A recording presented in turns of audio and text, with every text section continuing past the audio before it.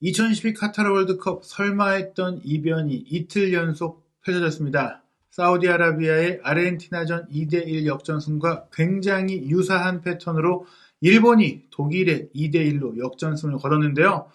독일 축구에 대해서 국내에서 누구보다 정통하다고 할 수 있는 두버지 김현민 기자와 함께 독일이 어쩌다가 월드컵에서 아시아팀에게 2연속 패배를 당하는 호구가 됐는지 정밀하게 예. 분석하는 시간 준비했습니다. 예. 안녕하세요. 예, 안녕하세요. 예. 사실은 저희가 프리뷰 때도 이번에는 이제 이변이 좀 일어나기 어렵지 않을까 생각을 했는데 예. 일본이 생각보다 잘 싸운 것 같아요. 그러니까 전반전 양상은 저희 예. 말대로 되긴 했었어요. 예. 일단 일본의 선발 라인업을 보면요. 일본이 저희가 예상했던 대로 미토마하고 모리타하고 토미야스가 벤치에서 이제 시작을 했었죠. 왜냐면 이 선수들이 몸이 안 좋았기 때문에요. 네. 그리고 또 이제 최근 이선 자원들의 그 활약 때문에 원래는 수비적인 4-3-3을 썼다가 4-2-3-1로 전환을 했는데 이게 중원 싸움에서 밀릴 수 있다. 그건 위험성이 있다라고 얘기를 했었는데요. 예, 그렇게 나왔었고요. 독일 같은 경우도 물론 그 키커즈 예상하고 조금 다른 부분들은 있었어요. 일단 오른쪽 풀백에 줄레가 나온 게 조금 네. 다른 부분이었고요. 또 이제 공격형 미드필더에 밀러가 나왔습니다. 네. 그러면서 무시알라가 측면에 배치되는 그 모습이었는데요.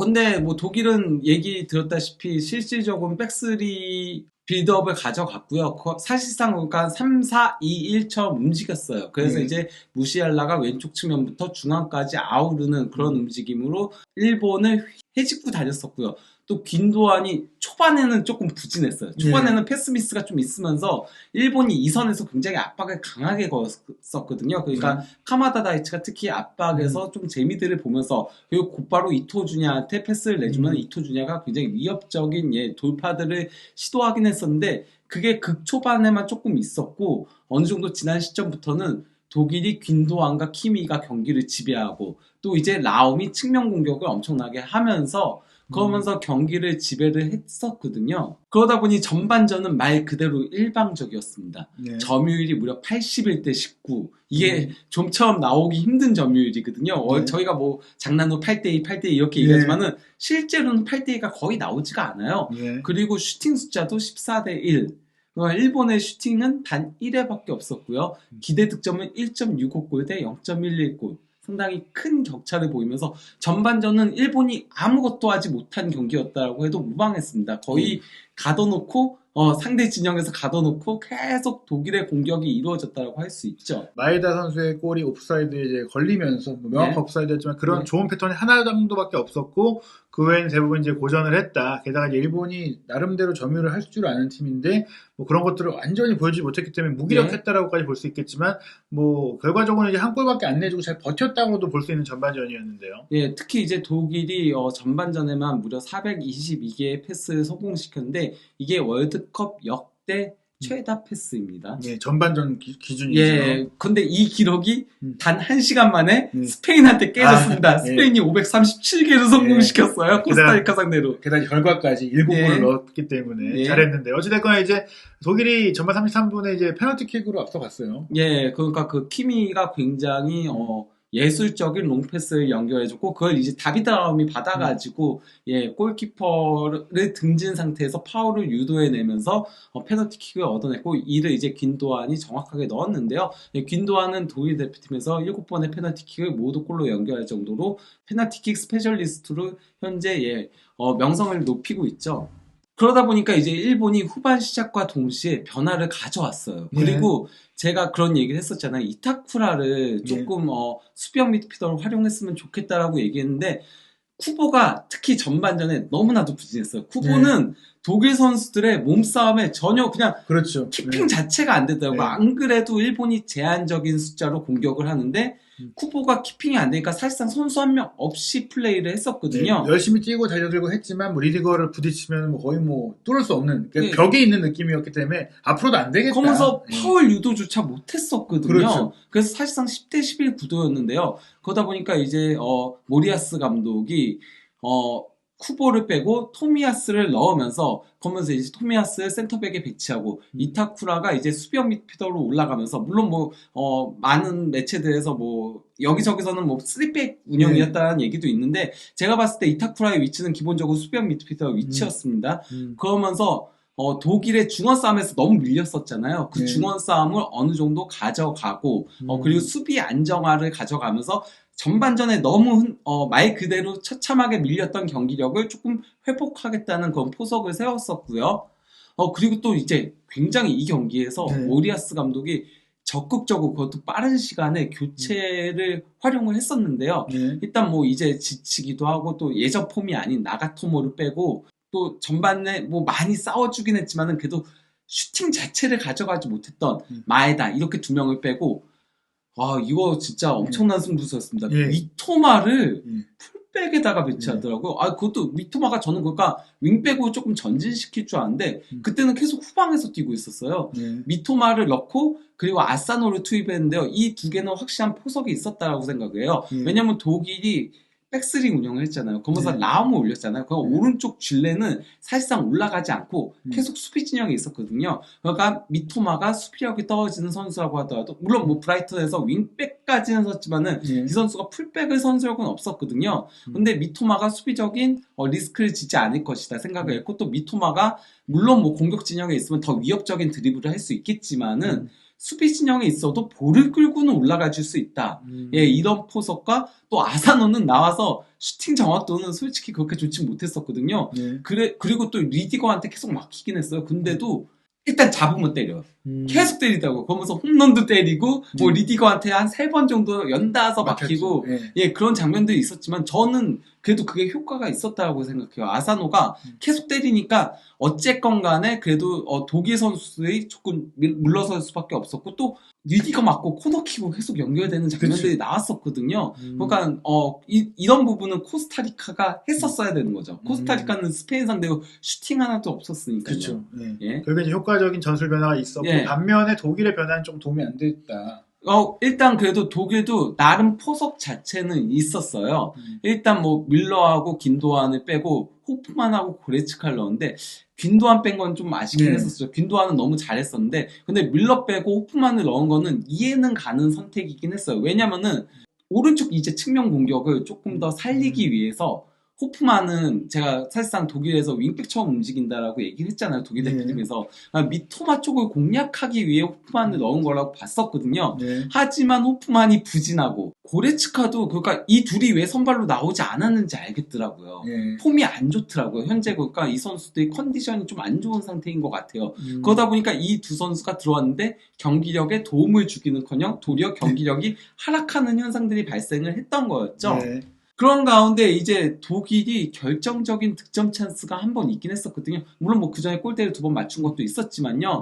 라움의 크로스를 그나브리가 헤딩 슈팅을 가져갔는데 이거는 정말 골인 줄 알았어요. 완전히 네. 골대 안으로 빨려 들어가는 거였는데 건다 골키퍼가 예. 미친 선방을 펼쳐 보였죠. 손코스 이렇게 딱 예. 쳐내는 그런 장면이 나왔었고요. 그리고 이제 곧바로 일본이 또 승부수를 던집니다. 여기서는 이제 상당히 과감한 승부수를 또 던졌었는데요. 일단 미드필더인 다나카를 빼고 측면 공격수 프라이브르크에서 좋은 활약을 펼치고 있는 도안리츠 26분에 넣었었고요. 예. 또 이제 후반 29분에는 풀백인 사카이를 빼고 또 미나미노를 넣으면서 이때는 확실하게 3-4-2-1로 전환을 했습니다. 이러면서 미토바가 조금 더 전진이 될 수 있었고 이 토주냐가 오른쪽 윙백에서는 이것도 상당한 승부수에 카마다 다이치가 물론 이번 시즌 프랑크푸르트에서 중앙 미드필더 역할을 섰다라고 하더라도 그 옆에나 아니면 또 이제 괴체가 내려와서 수비적인 보조를 해주는 그런 게 있었는데 그냥 공격 일변도로 바꾸다시피 했었는데요. 이 과정에서 바로 이제 일본의 동점골이 나왔죠. 진짜 미나미노 교체 투입되고 바로 나왔었는데요. 바로 교체 투입된 선수들이 합작골을 했습니다. 일단은 그 미토마가 볼을 끌고 올라가면서 본인의 장기인, 그러면서 이제 전진 패스를 연결해줬고, 고레츠카를 살짝 굴절돼가지고 뒤로 흘렀죠. 이거를 이제 미나미노가 굉장히 날카로운 크로스 올린 거를 약간 좀 슈팅처럼 간 크로스였죠. 이거를 노이어가 손코스 쳐냈으나 이제 도안리츠가 리바운드 슈팅으로 골을 넣었습니다. 그러면서 교체 선수 3명이 합작골을 넣었고요. 그러다 보니까 이제 독일도 다급해져서 그러니까 후반 34분에 독일이 이제 부진했던 하베르츠, 진짜 하베르츠는 예 계속 문제인 거를 보여줬죠, 이 경기에서도. 네. 예, 하베르츠와 이제 무시알라를 빼고 필크루크와 또 이제 조금 더 플레이메이킹을, 경기가 자꾸 밀리는 상황이 나오니까 교체를 넣었는데, 이것도 결국은 필크루크는 전 효과가 있었다고 생각해요. 필크루크가 그래도 버텨주고 헤딩 슈팅도 가져가고 했는데, 교체 투입이, 그러니까 교체가 투입된 게 나빴다라기보다는 무시알라를 뺀 게 네. 매우 안 좋은 선택이었죠. 네. 무시알라가 정말 계속 휘젓고 다니면서 예, 일본을 괴롭혔었는데, 무시알라를 빼니까 일본이 더 이제 수월하게 공격을 하게 된 거였죠. 어떻게 보면 이제 균도한 선수 뺀 것도 그렇고 무시알라도 그렇고 약간 그 한지 플릭 감독이 잘하던 선수를 더 빼가지고 좀 그러니까요, 후반전에 망쳤어요. 오히려 이제 일본을 도와주는 그 꼴이 예. 됐어요. 그러면서 이 과정에서 또 바로 아사노 선수의 역전골이 나왔는데요. 뭐 이것도 엔도 와타루 선수가 전진 패스 준 거, 그 다음에 이타쿠라코가 상당히 장기인 롱패스를 연결해줬고, 이게 이제 독일 수비진이 라인을 높인 상태였죠. 공격하려고 높인 상태에서 뒷공간, 독일이 전형적으로 실점하는 패턴이었죠. 예, 그걸 받은 아사노가 각도가 없었는데 네. 예, 노이어랑 딱 골대랑 요 정도 틈밖에 없었거든요. 이 틈으로 넣었어요. 결국에는 이제 아사노가 기가 막힌 결정력을 보이기도 했지만 전략적으로 또 일본이 예. 잘 공략을 했다. 결국 뭐 다급해진 독일은 경기 종료 직전에 그나브리를 빼고 무코코를 넣었는데, 이거는 대체 네. 승부수에 던지려면 더 빨리 던지던지. 물론 뭐 무코코가 너무 어린 선수고 독일 선수 역대 최연소 월드컵 네. 데뷔거든요. 예, 그래도 이 시점에 넣는 건 아니죠. 아니면 그렇죠. 다른 카드들을 넣었어야죠. 네. 아니, 왜 줄레는 계속 넣고 있었는지 이해가 안 가요. 그렇죠. 차라리 공격 숫자를 늘리거나 뭐 여러 가지 다른 과감한 카드를 쓸 수도 있었지만 좀 별 예. 도움이 결국 안 되는 그 한지 플릭 감독의 오늘 최악의 교체 전술이었다. 네.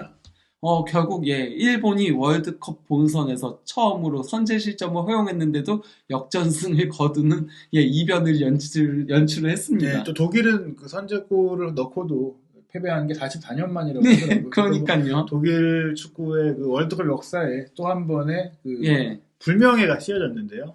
예, 거기다가 이건 뭐 모리아스 감독의 교체 카드가 적중했다라고 밖에 얘기할 수 없는데요. 뭐 아까 얘기했다시피 교체 투입된 선수들이 다 골을 넣었거든요. 네. 예, 이게 그러니까 독일 상대로 월드컵에서 교체 선수 2명이 골 넣은 게 이번이 처음이에요. 네, 결국엔 이제 예. 모리아스 감독이 애초에 그 계획한 그 플랜이 있었던 것 같다. 예, 아니 그리고 그러니까 교체 카드 예전에 3장이었을 때 3장이 다 적중하는 거는 뭐 본 적들이 있어요. 네. 5장으로 늘어나고 5장이 다 적중하는 거는 그러니까요. 저 처음 보는 것 같아요. 그러니까 어떻게 보면 이제 5장으로 늘어나면서 감독 입장에서 전력 운영에 또 도움도 되는 그 측면이 많은 것 같고, 그걸 또 모리아스 감독이 좀 잘 활용하지 않았나. 예. 네, 결국에는 이제 5장을 쓸 수 있다는 것 자체가 이렇게 그 많은 선수들, 특히 전반전에도 이렇게 좀 어떻게 보면 답답한 경기를 하면서도 마에다를 좀 활용할 수 있었던 좀 바탕이 되지 않았을까 싶기도 하네요. 예. 반면에 독일은 그 많은 교체 카드를 예. 뭐 어떻게 쓴 건지 그러니까요. 모르겠는 상황이었어요. 예, 특히 이제 도안 리츠 같은 경우는 이 경기에서 100%의 패스 성공률을 자랑했고요. 19분 뛰면서요. 예, 그리고 이제 볼 경합 승리도 3회를 했고요. 태클도 3회를 성공. 네. 왜냐면은 이게 수비적으로 리스크를 두고 그렇죠. 바꾸었던 네. 거였거든요. 그러다 보니까 그 선수들이 역전한 시점에서는 다 수비적으로 내려와야 되는데, 그런 것도 상당히 잘해줬고, 2번의 상대 페널티 박스 안에서의 볼 터치, 찬스 메이킹 1회, 그리고 한 번의 슈팅을 골로 연결을 시키면서 굉장한 활약을 펼쳤죠. 네. 그 외에도 뭐 미토마라던가 미나미노라던가 뭐 진짜 전부 다 잘했어요. 네. 예. 반면에 이제 독일은 교체 카드가 실패했는데, 특히 나온 선수들의 빈자리가 너무 크게 보였죠. 네. 예, 균도한 선수는 이 경기에서 초반에는 조금 부진했지만은 극초반 제외하고는 완전히 중원을 장악했었거든요. 그리고 네. 터닝 동작도 상당히 좋았고, 찔러주는 패스, 중거리 슈팅 다 위협적이었는데요. 이 경기에서 일단 93%의 패스 성공률을 자랑했고요. 폴터치도 83회였고요. 그것도 일찍 나왔잖아요. 네. 가장 먼저 나온 선수인데도. 네. 그리고 이제 공격 진영으로 진입도 10회를 기록했고, 볼 리커버리 6회, 슈팅 6회, 네. 그것도 유효 슈팅이 3회. 네. 중거리 슈팅 예. 빵빵 때렸어요. 그러면서 골까지 넣었는데, 그리고 저 유효 슈팅 하나 아닌 것도 골대 맞은 거였잖아요. 네. 거기다가 또 이제 무시알라도 패스 성공률 91회, 그리고 볼 터치 69회, 그리고 또 이제 패스 성공 38회, 그리고 볼 경합 승리 4회, 그리고 롱볼 2회 다 성공, 찬스 메이킹 2회, 그리고 드리블. 특히 그 6명, 7명 예, 해주고 제 가는 슈팅까지 간 거. 예, 그거 예술이었죠. 네, 들어가기만 했다면 원더골이 될 수 있었지만 결국에 이제 결정력이 좀 문제가 있었던 것 같은데요. 예, 거기다가 결국 독일의 고질적인 문제는 결정력인 거예요. 네. 예, 이 경기에서 독일의 기대 득점이 무려 3.3골이었거든요. 3골을 넣었어야 되는 경기인데. 예, 하지만 한 골밖에 넣지 못했고 이 3.3골을 넣고도 골을 패한 거는 이번이 처음이래요. 월드컵 네. 역사상. 결국에 이제 독일이 월드컵 역사에 계속해서 안 좋은 기록들을 남기고 있다. 사실은 독일 하면 브라질을 제외하고는 정말 가장 많이 참가됐고 네. 가장 좋은 성적을 냈고 그런 강호였는데 네. 어쩌다가 지금 러시아 월드컵부터 지금 온갖 그 좋은 기록들을 다 네. 본인들이 그러니까요. 깨버리고 있어요. 우승하고 준우승하고 연속 참가 제외하고는 뭐 준결승까지 오른 거라던가 아니면 뭐 그런 거는 독일이 가장 많이 했었거든요. 네. 근데 이제 한국전 패배로 예. 최하위 탈락에 이어 지금 이번 대회도 지금 이렇게 되는 네. 이상 뭐 더 안 좋은 기록까지 좀 네. 걱정할 수 있는 그런 상태예요. 예, 거기다가 뭐 슈팅 지표들 보더라도 26회나 슈팅을 가져갔는데 유효 슈팅 9회였고요. 네. 뭐 물론 곤다 골키퍼가 굉장히 잘 막은 거죠. 8번의 선방이면 엄청나게 네. 한 거지만은 그 결정력이 안 좋았다라고 밖에 얘기할 수 없거든요. 네. 반면에 일본은 12번의 슈팅 중에 4회가 유효 슈팅이었고 그 중에 2골을 넣었고요. 굉장히 효율적인 경기를 했다. 그리고 예. 사실 독일 같은 경우 한 골 넣긴 했어도 그게 또 페널티킥이기 때문에 그렇게 위안이 안 되는 결정력이에요. 네. 특히 이게 그러니까 독일이 골대를 2번이나 맞췄거든요. 그러니까 네. 후반 2분경에 그나브리의 슈팅이 이제 골대를 맞췄었고요. 그 다음에 또 이제 긴도안의 문전 침투에 이어 오른발 슈팅도 골포스트를 강탈했었는데요. 그리고 저는 그것도 상당히 문제였다고 생각해요. 아까 얘기했었던 후반 25분경에 그나브리의 헤딩 슈팅이 그 결정적인 슈팅이 막혔을 때 그때 조금 제가 그런 얘기를 했었거든요. 그때 이거 위험하다. 왜냐면 심리적으로 흔들릴 수 있다. 자꾸 머릿속에 떠들 거다. 이게 안 들어가다니. 예, 그러니까 원래 그런 경우에 그런 경우들이 있거든요. 네. 근데 이게 저는 스페인과 독일의 가장 큰 차이점이라고 생각해요. 스페인도 결정력이 안 좋은 편이긴 해요. 하지만은 스페인은 그런 상태에서도 계속 평정심을 유지하면서 계속 때려요. 근데 독일은 그럴 때 안 들어가면 흔들리면서 도리어 실점하는 장면들이 상당히 많이 나오거든요. 또 팀 내에 어떻게 보면 이제 좀 리더십, 좀 안정감 주는 베테랑이 없는 좀 문제도 있지 않을까요? 그리고 독일이 그러니까 원래는 상당히 멘탈적으로 강한 그러니까요. 팀이었는데 언젠가부터 이렇게 되기 시작을 했고 그 카잔의 그 기적 당시에 그것도 잔상에 계속 남았다라고 그쵸. 생각을 해요. 사실 저희가 이제 프리뷰 때도 얘기 드렸지만 줄레가 그때 다 잊었다 했는데 안 잊은 못 잊은 거죠. 그러면 그 얘기 안 하죠. 그러니까 잊었으면 그게 뭐죠? 이렇게 해야 되는데. 그리고 가장 안 잊은 선수 중에 한 명인 게 보였던 게 줄레하고 슐로트백이 수비적으로 너무 불안. 예. 이 경기에서는 저는 그러니까 가장 잘한 선수가 귄도안, 무시알라 그리고 또 이제 리디거였다고 네, 생각해요. 리드가 엄청 잘했죠. 리디거는 다 커버하고 옵사이드 트랩 엄청나게 잘 쓰고 이랬는데 줄레랑 슐로트백 양쪽에서 네. 너무 많이 흔들렸었거든요. 그러니까 저희가 독일 전망할 때도 이 스키 슐로트백 같은 경우도 네. 이게 훈메스랑 같이 있어야 잘하는데 훈메스를 안 뽑고 그냥 왔을 때 네. 불안할 수 있다. 실제로 전반전에도 많이 빠뜨리기도 하고 패스도 네. 많이 했어요. 그리고 줄레를 저는 센터백으로 넣어야 되지 네. 줄레를 풀백으로 넣는 건 아니라고 보거든요. 줄레가 뒤뚱뒤뚱거리 이 무게중심도 높고 그렇기 때문에 쿠보는 하나도 못했으니까 쉽게 막을 수 있었지. 네. 미토마 나오고 뭐 미나미노 나오고 이러니까 틀렸을 수 있죠. 흔들리잖아요. 바로. 애초에 미토마가 풀핏인 상태였으면 사실 전반전부터도 흔들릴 수 있었어요. 그러니까 아니 원래는 케러를 썼었거든요. 오른쪽 네. 풀백은 왜냐하면 케러가 민첩성도 있고 네. 그런 선수다 보니까 물론 순수 수비력은 줄레가 더 좋긴 하지만은 속도 빠른 선수를 막는 데에는 케러가 더 적합한 건데 왜 갑자기 줄레를 물론 그러니까 그 플릭 감독이 바이언 감독 시절에 오른쪽 풀백이 줄 부상 당하고 파바르 없을 때 줄레를 써가지고 재미 본 적은 있긴 하지만은 네. 대표팀에선 캐럴 썼는데 왜 그런 건지 이해가 가지 않아요. 네, 플릭 감독도 경기 중에 뭐 거의 멘붕에 빠진 표정을 보이기도 네. 했는데 어쨌든 독일이 지금 월드컵의 강자에서 좀 급격하게 추락을 하고 있습니다. 네, 그러니까 원래 독일이 1986년부터 2014년까지는 8번의 본선 조별리그에서 단 3패밖에 당하지 않았었거든요. 네. 근데 최근 4번의 조별리그에서 그러니까 네. 지난 러시아 월드컵과 네. 이번까지 멕시코, 한국, 네.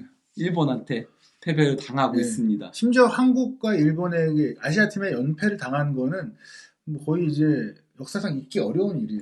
연속으로 만나기도 어렵지만. 원래 독일이 그러니까 아시아 팀한테 초극강 팀이었어요. 그러니까요. 그러니까 그동안 13번에서 단 1패밖에 없었거든요. 그 1패가 바로 한국이었던 건데 2패로 늘어났습니다. 예, 그러면서 이제 또 한 번의 본선에서의 조별리그 탈락 위험까지 좀 되고 있는데요. 뭐 또 하나 좀 주목할 부분이 역시 이제 워낙에 많은 일본 선수들이 분데스리가에 가 있다 보니까 어떻게 보면 이제 네. 캠프까지도 독일에 있고 거의 뭐 그래서 반 독일 디세도르프에 캠프가 있죠. 거의 일본 선수들은 이제 독일 축구에 대해 너무 잘 알고 있을 것이다. 물론 네. 이제 일본 선수들이 분데스리가에 많으니까 독일 선수들도 뭐 일본 선수들을 잘 알겠지만 솔직히 일본 선수들이 더 독일을 연구하고 신경 쓰지 독일 선수들은 조금 안일했던 거 아닌가. 이 얘기는 벵거 감독도 했었죠. 예, 네. 벵거 감독도 그래서 일본이 독일을 잡을 수 있다라고 얘기를 했었는데요. 무려 8명의 선수들이 현재 그 분데스리가에서 뛰고 있는데 뭐 아사노 보쿰에서 뛰고 있고요. 이제 다나카오 디세도르프에서 뛰고 있고요. 또 이제 카마다 다이치, 프랑크푸르트, 그리고 도안리츠, 프라이부르크, 엔도와타루, 슈투트가르트, 그리고 이토 이로키, 슈투트가르트, 그리고 이타쿠라코, 메넨글라드바흐, 그리고 요시다마야, 샬케, 그리고 사카이 히로키도 과거에 하노버에서 뛰었던 그렇죠. 경력이 있고 미나미노는 독일은 아니더라도 오스트리아 잘츠부르크 이것도 어쨌건 오스트리아랑 독일은 문화적으로 똑같기 때문에 그런 것들이 있는데 심지어 이 선수들 중에 상당수가 이 경기에서 매우 좋은 활약을 펼쳤거든요. 네. 아사노 골 넣었죠. 카마다 다이치도 좋은 모습 보여줬죠. 도안리츠도 골 넣었죠. 엔도와타루도 뭐 두 번째 골의 기점에다 또 수비적으로 상당히 좋은 모습들을 보여주면서 엔도와타루의 그런 강점들을 확실하게 보여줬고요. 이토이로키도 좋은 모습 보여줬고요. 이타쿠라코도 뭐 선제골 그 도움 올렸잖아요. 그렇죠. 도움 올렸고 요시다마야는 약간 좀 그랬죠. 그래도 뭐 몸을 던지고 뭐 팀의 정신적인 주지 역할을 했기 때문에 그렇죠. 예, 어쨌건 수비진의 리더 역할을 그렇죠. 했으니까요. 그리고 미나미노도 어쨌건 간에 선제골의 기점이 그러니까 저게 됐죠. 어쨌건 과정에 기여를 했기 때문에 어떻게 보면 이제 일본 선수들은 독일에 대한 그 친숙함, 익숙함 그리고 준비들을 통해서 효과를 냈다. 이제 사실 너무나 또 놀라웠던 것 중에 하나가 일본이 이제 페널티킥 선제골을 내줬을 때 보통 이제 무너지겠구나 생각을 했었지만 전날 바로 하루 전에 사우디가 이제 메시 선수에게 페널티킥을 내주고 역전승한 거 그리고 후반전에 역전한 거 이게 너무 비슷해요. 어떻게 이런 이틀 간격으로 이런 일이 과정은 상당히 비슷하거든요. 그러니까 뭐 먼저 페널티킥을 넣으면서 1대0으로 전반전을 앞서고 있다가 1대2 역전패를 당한 건데요. 근데 조금 다른 부분은 있다고 생각해요. 사우디 같은 경우는 정말 조직적으로 잘 준비해가지고 선발로 나와가지고 그래서 그 패턴을 계속 유지하면서 그러면서 역전승을 이끌어냈다면은 일본은 처음에는 상당히 많이 밀리면서 이거 솔직히 말하면 전반전에 대참사가 날 수도 있었어요. 하지만은 모리아스 감독이 후반전에 과감한 교체들을 통해서 그리고 상대의 약점이라던가 상대의 강점들을 잘 파악해가지고 거기에 맞게 선수들을 교체하면서 결국 그 교체 카드들로 역전승을 이끌어냈다는 부분이 다르고요. 그리고 또 다른 부분은요. 아르헨티나 같은 경우는 패하면서 위기에 직면을 했었지만은 폴란드와 이제 폴란드와 멕시코 경기가 무승부에 그치면서 그러면서 16강은 물론 아직까지도 조이리를 노릴 수 있는 상황이 됐습니다. 반면에 이제 지금 독일의 상황을 살펴보면 굉장히 좀 어려워졌어요. 일단 스페인이 코스타리카를 7대0으로 완전히 박살을 내면서 자신감도 올라왔고 또 승점 경쟁이나 득실 경쟁에서도 앞서가고 있기 때문에 만약에 2차전이 이제 스페인 대 독일인데 여기서 독일이 지면 탈락 아닙니까? 그렇죠. 반면에 일본이 그러니까 이번 경기에서 코스타리카 하는 거 보니까 도저히 코스타리카는 의욕도 없어 보이더라고요. 그러니까 최소 슈팅은 때려야 되고 파울이라도 해야 되는데 파울도 하지 않고 슈팅도 때리지 않고 뭐 하는 건지 모르겠더라고요. 그러니까 그나마 에너지 레벨도 너무 떨어졌어요. 그러니까 2014년에 이제 이변의 주인공들이 상당히 많이 있었는데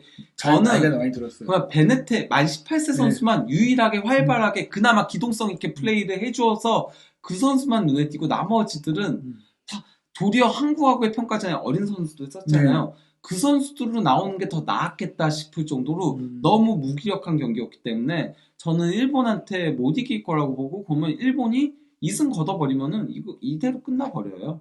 독일이 그러면은 스페인한테 이기지만 못해도 이거는 뭐 사실 끝이라고 봐도 무방하거든요. 독일이 스페인을 이겨야만 마지막까지 이제 그 코스타리카 3패 한다고 봤을 때 다 끌고 갈 수 있는데 지금의 상황으로 봤을 때 일본이 코스타리카한테 지기도 어렵고 또 스페인이 독일한테 지기도 좀 어려워 보인다.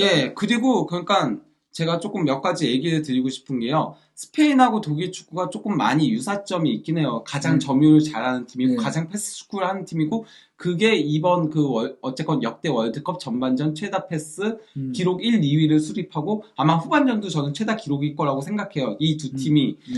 그런 기록들을 세울 수 있었다라고 생각을 하는데, 독일이 스페인을 따라가게 된 데에는, 그 바르셀로나 전성기 때 독일이 그걸 보면서 아름다운 축구를 하고 싶다. 그래서 펩 가르디올라 감독을 바이에른이 데려오고 그러면서 그걸 이식시키기 위해 노력을 했어요.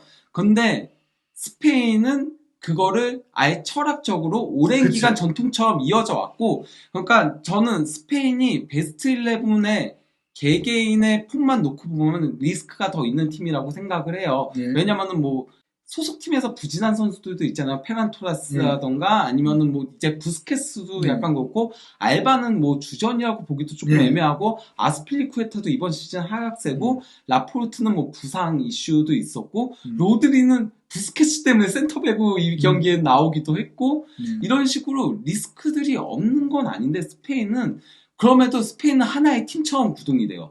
경기 보면은 이거는 클럽이에요. 그러니까 대표팀과 클럽은 항상 클럽이 더 좋거든요. 왜냐면은 오랜 기간 발맞춰온 그 조직력을 대표팀은 절대 따라갈 수 없고, 또 거기다가 이제 클럽은 문제가 발생하면은 영입해서 해결하면 돼요.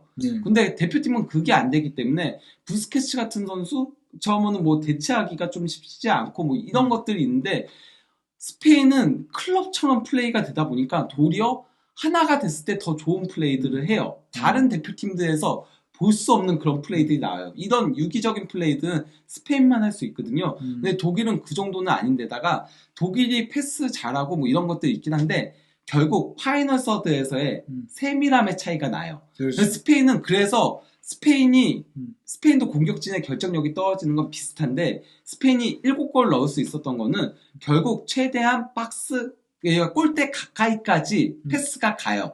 그래서 거기서 골을 넣는 거거든요. 독일은 근데 거기까지는 진입을 못해요. 그게 가장 큰 차이라고 보거든요.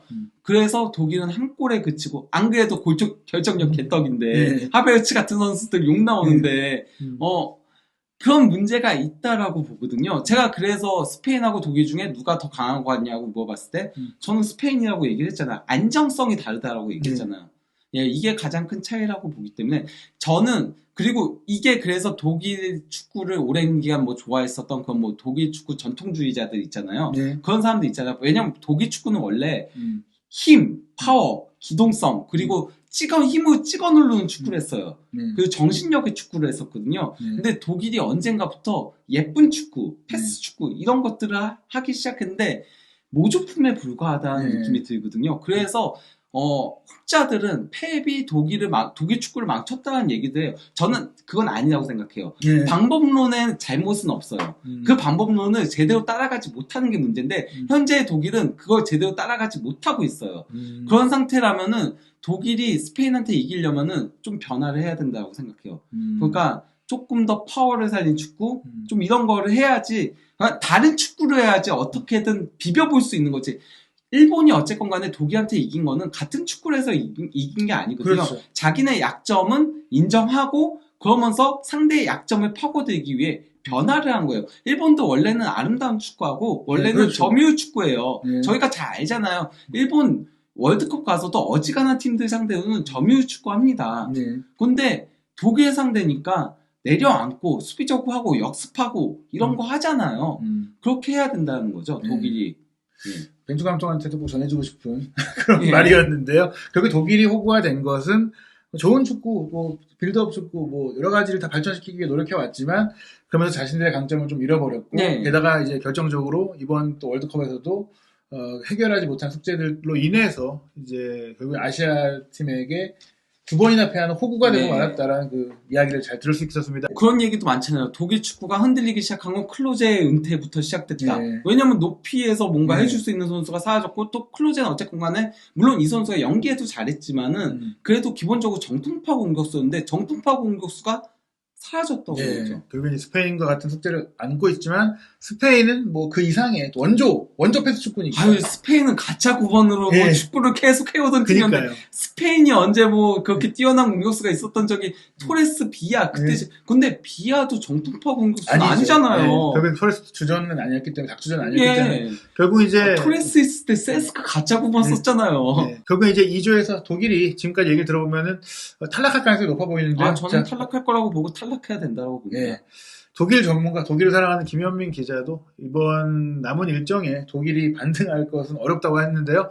그래도 이제 많은 기적이 일어나는 것처럼 독일이 또 기적을 만들 수 있을지 2차전 스페인과 독일의 경기는 어떻게 펼쳐질지도 김현민 기자와 함께 또 전망해보고 분석하는 시간으로 돌아오겠습니다.